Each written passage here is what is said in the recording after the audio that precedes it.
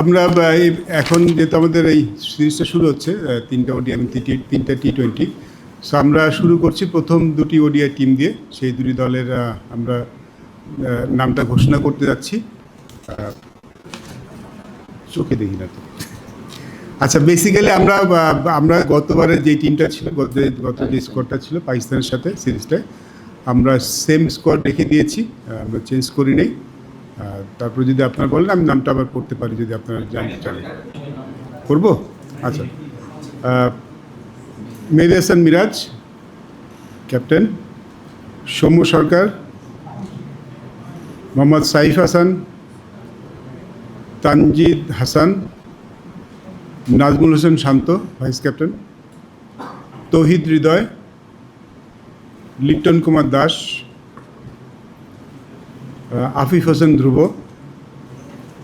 মাহিদুল ইসলাম ভুইয়া, মোহাম্মদ রিশাদ হোসেন, মোহাম্মদ তানভীর ইসলাম, মোহাম্মদ মুস্তাফিজুর রহমান, তাসকিন আহমেদ, মোহাম্মদ শরীফুল ইসলাম এবং Nahid Rana. So basically same team.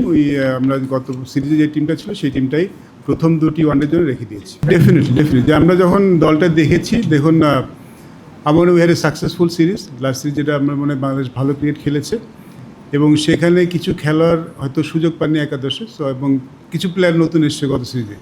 So আমাদের কাছে মনে হচ্ছে যেটা আমরা পলিসি সেট করেছি, যখন কেউ আসবে সে যেন অ্যাটলিস্ট আমরা তাকে পর্যাপ্ত সুযোগ দিতে পারি।